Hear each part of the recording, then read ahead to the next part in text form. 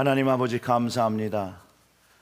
말씀 듣는 시간 주님의 말씀이 깨달아질 수 있도록 성령께서 우리의 예배를 주장하여 주시옵소서. 들리는 말이 사람의 말이 아니라 하나님의 말씀으로 받고 주님의 말씀으로 받고 그것이 영생의 약속을 얻고 생명을 경험할 수 있도록 주님의 생명을 경험할 수 있도록 이 시간 성령께서 주장하여 주시옵소서. 이 모든 말씀 우리 구주 예수님의 이름으로 기도드렸습니다. 아멘. 아멘. 어떻게 본당 온도가 맞으십니까? 아니면 좀 추우신가요? 네, 춥죠. 네. 보일러가 2대가 돌아야 되는데 지금 1대만 돌아서 그렇습니다. 개인적으로는 1부 예배 굉장히 시원하게 예배를 드렸고요. 2부 예배는 찬양을 했더니 좀 덥네요. 그래도 하나님 앞에 드리는 뜨거운 마음으로 여러분들의 몸을 한번 데우면서 말씀을 들어보기를 원합니다. 사랑하는 성도 여러분, 여러분들은 환영받는 것이 좋으세요? 배척받는 것을 좋아하세요? 그렇죠? 뭐 대답하기 그렇게 어려운 질문은 아닙니다. 우리는 모두가 환영받는 것을 좋아하지요. 그래서 우리는 대부분 환영받는 곳을 가려고 하지 환영받지 않는 곳을 가려고 하지 않습니다. 그렇기 때문에 교회와 예배는 오는 이들을 환영해야 합니다. 맞습니까? 자, 저는 여러분들을 환영합니다. 네. 그리고 교회와 예배를 참여하는 성도들도 사람만 환영하는 게 아니라 하나님을 나의 주인으로 고백하며 환영해야 합니다. 그러니까 우리가 예배에 나와서 우리는 뭘 어떻게 하는 거예요? 주님을 환영합니다. 우리의 예배를 다스려 주시고 나의 예배를 받아주세요 라는 마음으로 예배를 참여해야 한다는 것이죠. 물론 믿음이 없으면 처음에 교회를 다닐 때 사람들의 관심과 자기의 필요에 따라서 교회를 출석하겠지만 궁극적으로 주님을 진실하게 만나고 믿음을 가지게 되면 그때부터는 주님의 관심과 주님이 필요해서 다른 이들과 함께 공동체를 이루며 교회를 이루며 살아가게 되는 것이라죠. 그리고 이쯤 되면 오지 말라고 해도 교회 옵니다. 믿지 말라고 해도 믿음을 지키며 살아갑니다. 지난주 사업협의회를 하면서 우리 교회 오시는 분들을 더 잘 섬기고 환영해야 된다는 의견들을 저희가 나눴습니다. 그래서 교우들과 서로 인사도 잘하고 새로운 교우가 보이면 적극적으로 임원들이 먼저 찾아가서 자기 자신을 소개하고 인사하고 함께 친교하는데 한 번만 하는 것이 아니라 지속적으로 관심해주고 환영해주는 그런 결의를 다졌습니다. 왜냐하면 저는 이렇게 따뜻한 환영으로 많은 사람들이 하나님께 그 마음을 열고 주님을 만나고 하나님을 예배하고 주님을 환영하는 예배의 마음이 되면 정말로 가감없이 말씀 속에 은혜 받고 성령 충만을 받는다는 것을 알기 때문입니다. 저는 7.1제일교회 담임 목사로서 우리가 이 지역에 사시는 분들 중에 교회를 다니고자 하는 사람들이 있을 때 오고 싶어하는 영적인 갈급함이 있을 때 오고 싶어하는 그런 교회가 되기를 저는 기도합니다. 그래서 이렇게 소문이 나는 거예요. 체리힐제일교회는 너무 따뜻하고 친절하고 환영받는 교회라고 소문이 나기를 바랍니다. 그래서 나는 저 체리힐제일교회 가서 예배드리고 싶다라는 그 마음이 막 들도록, 그리고 그러기 위해서는 먼저 우리가 하나님의 역사와 성령의 감동을 경험해야 한다는 거예요. 그리고 우리가 그렇게 되기 위해서 우리의 우선순위를 하나님께 먼저 드리고 하나님을 환영하고 사람을 환영하고 주님을 섬기고 사람을 섬기는 우리 체리힐제일교회가 되기를 주님의 이름으로 축원합니다. 오늘 우리가 본 말씀을 보면 주님이 배척을 받으셨습니다. 아니, 모르는 사람에게 배척을 받으면 그렇다고 할 수 있는데 예수님이 아는 사람에게 배척을 받았어요. 아는 사람. 아는 사람에게 환영을 받지 못했으니 여러분 그 마음이 어떠실지 한번, 그때 여러분이 그 예수님과 함께 있었다고 한번 생각해 보시고 그 상황을 한번 떠올려 보시길 바랍니다. 저 사람들이 내가 따르고 내가 좋아하고 내가 사랑하는 주님을 막 배척하는 거예요. 여러분들의 마음은 어떨까요? 제자들은 이런 상황에서 어떻게 반응했는지 오늘 본문 말고 다른 본문에서 이들의 마음을 가르쳐 주는 게 있어요. 누가복음 말씀에 참고해 보겠는데요, 누가복음 9장을 보면 예수님께서 사마리아의 한 마을을 방문하는데 여기서도 환영받지를 못해요. 그럴 때 제자들이 주님께 이렇게 말씀을 드리는데 혼납니다. 혼나요. 자, 누가복음 9장 54절과 56절의 말씀을 확인해 봅니다. 제자 야고보와 요한이 이를 보고 이르되 주여 우리가 불을 명하여 하늘로부터 내려 저들을 멸하라 하기를 원하시나이까? 예수께서 돌아보시며 꾸짖으시고 함께 다른 마을로 가시니라. 제자들은 분명히 예수님을 대하는 그 모습에 화가 나고 속상해서 저주하겠다고 하니까 예수님께서 혼을 내시는 거예요. 꾸짖었다고 성경이 기록하고 있는 거예요. 그리고 배척받은 마을에서 떠나 다른 마을로 가셨다라고 기록하고 있습니다. 우리 같은 마음, 특별히 저 같은 마음이라면, 아니 주님을 배척하는 사람들을 향해서 욕을 하고 저주한다고 할 때 주님께서 그래 왜 쟤들은 왜 저럴까? 저주받아 마땅하다 하라고 좀 맞장구를 쳐주시며 하나가 되면 참 좋겠는데, 주님은 제자들의 마음을 헤아려 주지 않으십니다. 그리고 그들을 꾸짖으셨습니다. 마치 꾸짖어야 할 사람들은 그냥 두시고 꾸짖지 말아야 할 사람을 꾸짖어 주셨다는 거예요. 오늘 이 말씀을 이해하기 위해서는요, 주님의 마음과 뜻을 잘 알아야 주님이 왜 이런 말씀을 하시는지 이해할 수 있습니다. 명확한 것은 주님은 주님을 배척하는 사람들을 저주하지 않으십니다. 명확한 거예요. 그 배척하는 사람들을 향해 저주하는 제자들을 꾸짖으셨다는 것이 주님이 하신 일이라는 것을 기억해야 합니다. 저는 개인적으로 예수님이 왜 이렇게 하실까 상당히 궁금해했습니다. 그런데 깨닫는 은혜를 주셨습니다. 왜 이게 달랐느냐 하면, 제자들에게는 주님의 말씀을 들을 수 있는 귀가 있었고 주님을 배척하는 사람들에게는 들을 귀가 없었다라는 거예요. 그래서 들을 귀가 있는 제자들에게는 올바른 것을, 옳은 것을 가르쳐 주셨고, 하나님께서 사랑하시는 그 이들을 배척하는 그 사람은 하나님께서 사랑하시는 이들이며 하나님께서 구원하시기를 원하는 사랑할 존재이기 때문에 저주할 존재가 아님을 가르쳐 주셨다라는 거예요.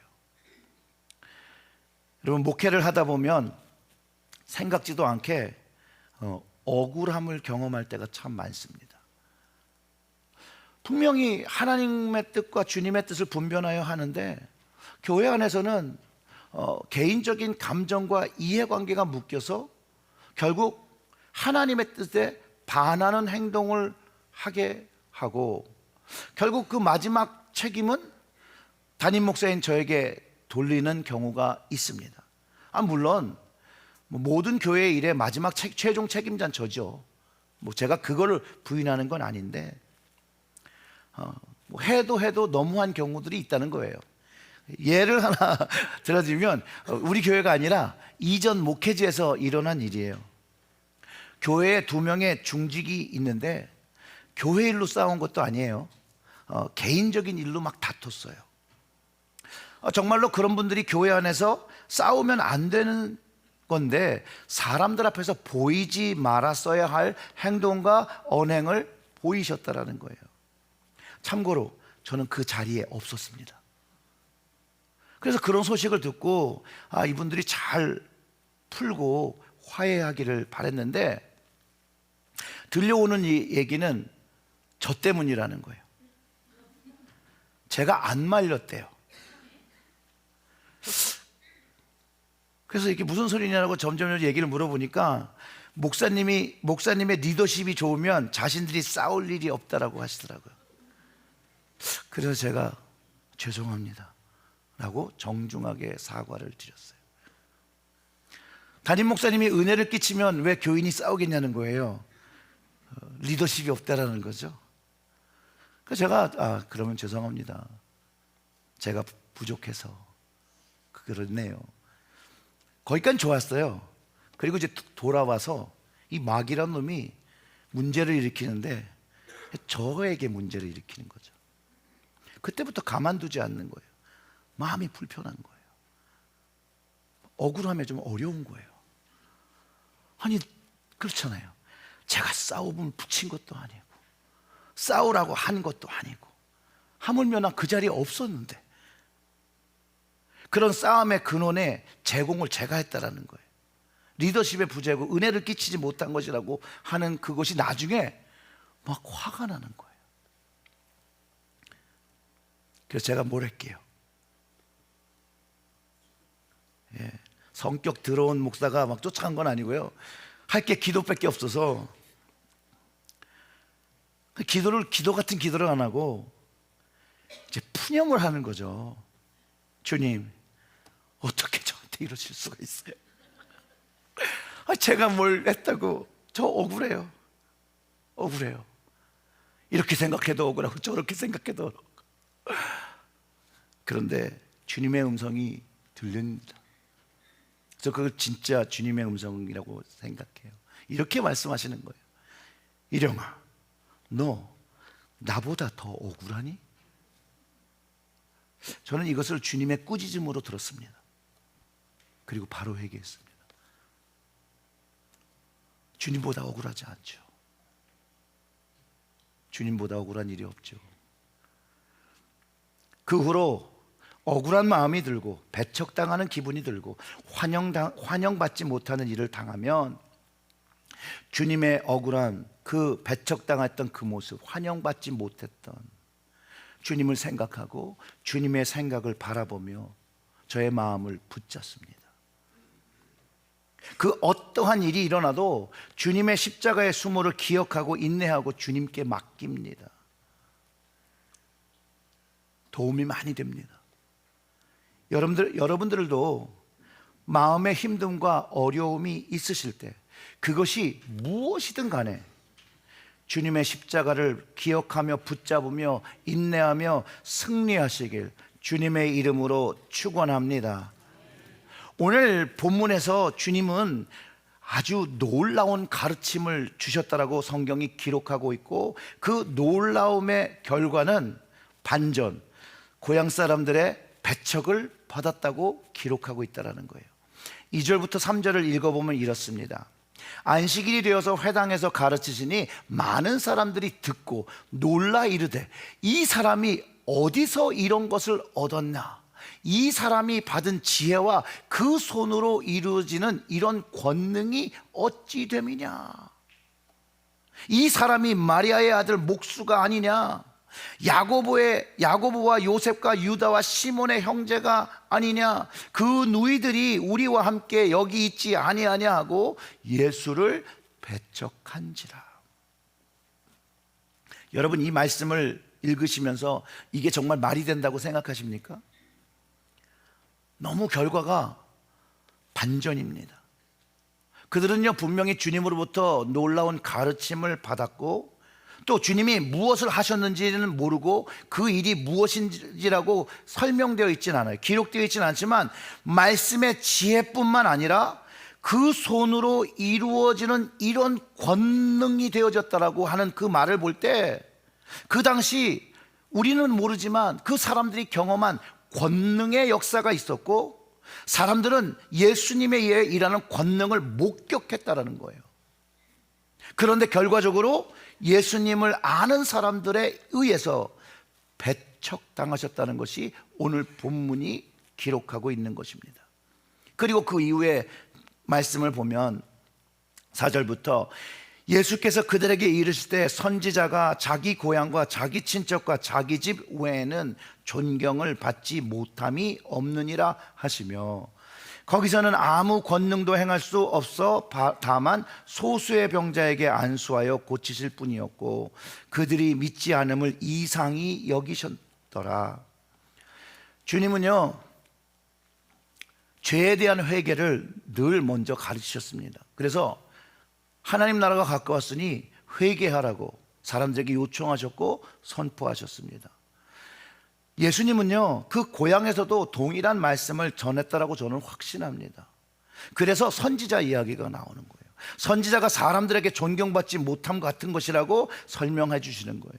선지자들은 사람들의 일상생활에서 일어나는 잘못과 죄를 지적하고 백성들에게 회개를 요청하고 하나님의 심판과 구원의 말씀을 들으라고 했는데 사람들은 그것을 싫어했죠. 그래서 선지자들을 배척하기도 했었고 또 선지자들을 죽이기도 했었습니다. 동일하게 자신들을 잘 알고 있는 예수님께 자기의 죄들이 들춰지고 비판받고 회개를 요구하시는 주님께 어쩌면 더 강한 거부감을 가지고 배척했을 수 있다고 저는 생각합니다. 또는 실제 가족에서 선지자라든지 또 목회자인 가정에서 사실 존경받기가 어렵다는 그런 의미로 한 것이죠. 너무 잘 알기에 하나님의 말씀을 가로막힐 수 있다는 것이에요. 근데 예수님은 하나님인데 가로막을 것은 없으나 이들이 말한 게 뭐냐면 우리가 그의 형제들을 아는데 그 형제들이 예수님의 말씀을 받아들이는 것을 가로막고 있었다는 것을 우리는 이해할 수 있다는 거예요. 그렇기 때문에 선지자들이든 목회자들이든 집에서든 밖에든 성결한 삶과 바른 삶을 살아야 한다는 거예요. 그럴 때 강단의 말씀이 막히지 않는다는 거죠.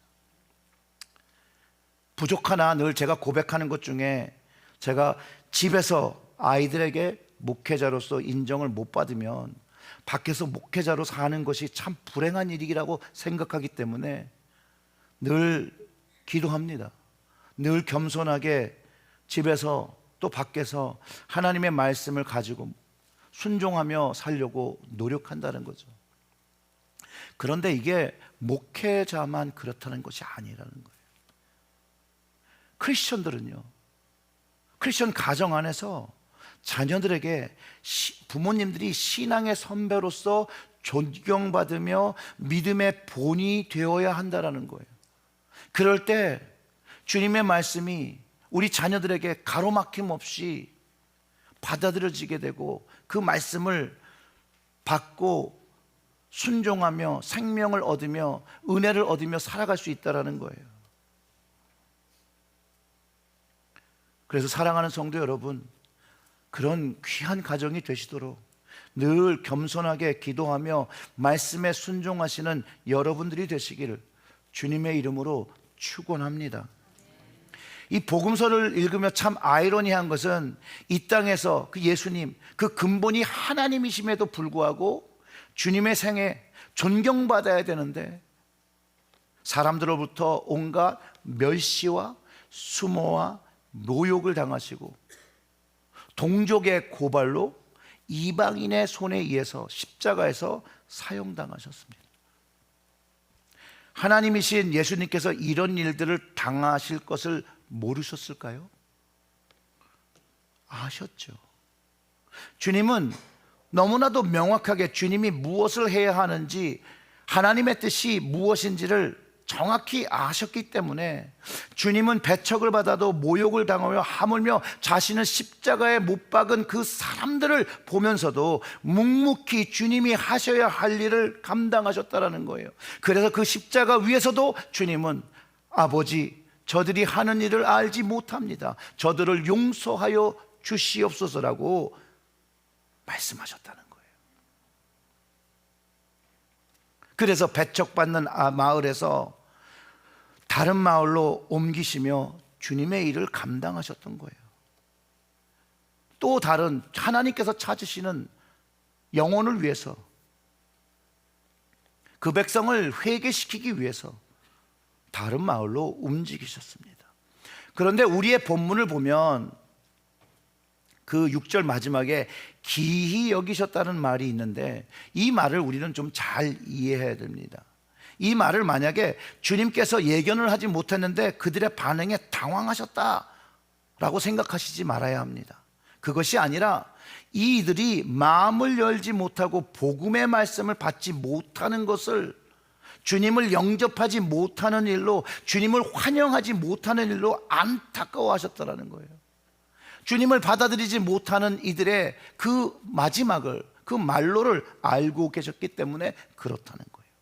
요한복음 5장 24절에 이런 말씀이 있습니다. 내가 진실로 진실로 너희에게 이르노니 내 말을 듣고 또 나 보내신 이를 믿는 자는 영생을 얻었고 심판에 이르지 아니하나니 사망에서 생명으로 옮겼느니라. 즉 주님의 말씀을 듣고 주님 보내신 하나님을 믿는 자는 영생을 얻고 심판받지 않고 생명을 누리게 되고 라고 하는데, 주님을 믿지 못하고 그 주님 보내신 하나님을 믿지 않으니 주님 보시기에 이들이 영생을 얻지도 못하고 심판을 피하지 못하고 사망에 거하며 생명을 얻지 못하는 것을 보면서 안타까워 하신다는 거예요. 안타까워.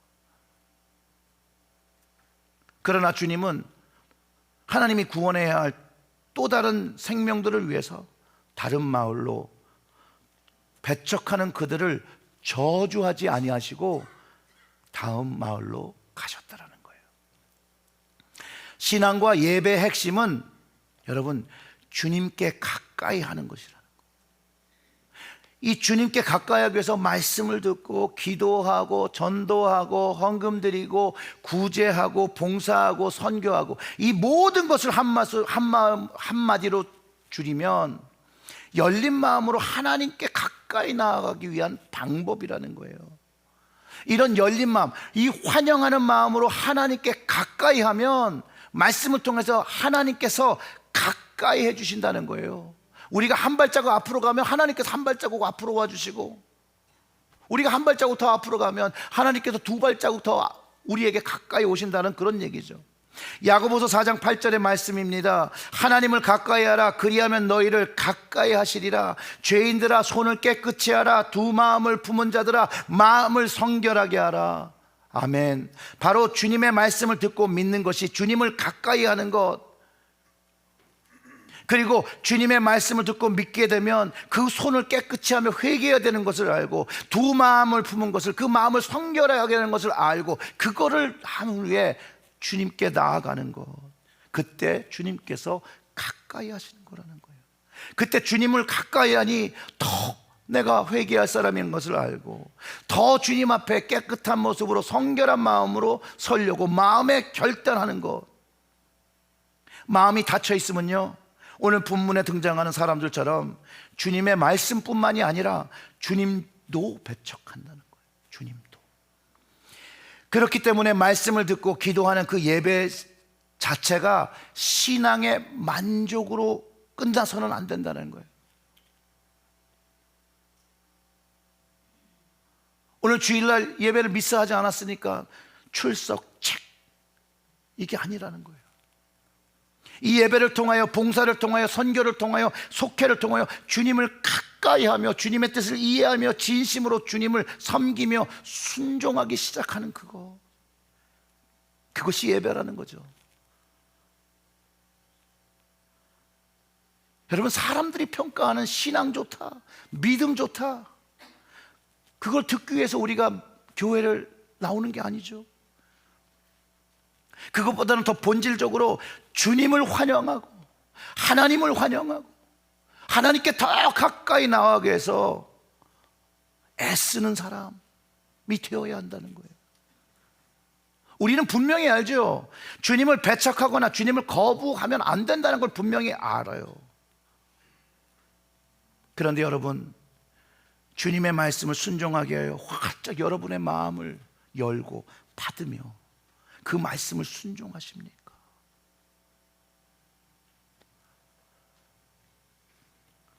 주님의 말씀을 받으십시오. 주님의 말씀은 선하고 능력이 있습니다. 주님의 말씀엔 위로도 있고, 주님의 말씀엔 치유도 있고, 주님의 말씀은 이 어려움과 세상을 이기는 힘을 우리에게 줍니다. 우리에게 말씀이 필요 있고 필요 없고 선택할 수 있는 그런 조건이 아니라 주님의 말씀은 우리 마음에 품어야 하는 것입니다. 주님의 말을 듣고 주님 보내신 하나님을 믿는 자 영생을 얻었고 생명을 얻는 것입니다. 우리 모두 그 생명을 얻었기 때문에 하나님과 주님을 환영하며 이 예배의 자리에 나와 있는 거예요. 하나님과 주님만을 환영하며 드리는 결단의 예배로 하나님께 가까이 나아가고 더 깊고 친밀한 관계가 이 예배를 통해서 경험된다라는 것이에요. 주님의 방법으로 해야 된다는 거예요. 내가 생각하는 방법으로 해서는 안 된다는 거예요. 내가 원하는 것으로 그건 충분하지가 않다라는 거예요. 자칫 잘못하면 주님이 받지 않으실 가인의 예배를 우리는 드릴 수 있다는 거예요. 우리는 아벨의 예배를 드려야 합니다. 그 마음이 담긴 하나님을 사랑하고 하나님께 열린 마음을 가지고 하나님을 그 진정으로 생각하는 그 예배, 우리 체리힐제일교회와 우리 체리힐제일 가정이 드려야 할 예배, 아벨의 예배를 드려야 되는 거예요. 주님의 말씀을 믿지 못하고 주님의 말씀을 순종하지 못하고서는 우리는 다 가인의 예배를 드리는 거예요. 사랑하는 성도 여러분, 주님께서 받으시는 예배, 주님을 전심으로 환영하며 주님의 말씀에 순종하며 주님의 꾸짖음에 그 회개의 요청에 회개함으로 예배 자리에 임하고 하나님의 뜻을 받으려는 그 모습이 아벨의 예배가 됩니다. 그 아벨의 예배를 드리시길 주님의 이름으로 축원합니다. 그 예배를 드릴 때 주님의 긍휼과 용서와 은혜를 경험하게 되는 것이죠. 그 마음에 은혜가 생기는 것이죠. 사랑하는 성도 여러분, 주님과 그분의 말씀을 거부하거나 거절하지 말고 그분의 말씀을 환영하고 순종하여 하나님께서 주신 생명의 복을 경험하시는 여러분들이 되시길, 여러분의 가정이 되시길 주님의 이름으로 축원합니다. 아멘. 다 같이 기도하겠습니다. 하나님 아버지, 감사합니다. 주님께서 주신 이 말씀 마음에 받고 이 말씀을 순종하여 살아가는 저희들이 되게 하여 주시옵소서. 그리할 때 늘 주님 말씀에 통로되게 하시고 세상을 향하여 주님의 생명의 복음 전하는 저희들 되게 하여 주시옵소서. 이 모든 말씀 우리 구주 예수님의 이름으로 기도드렸습니다. 아멘.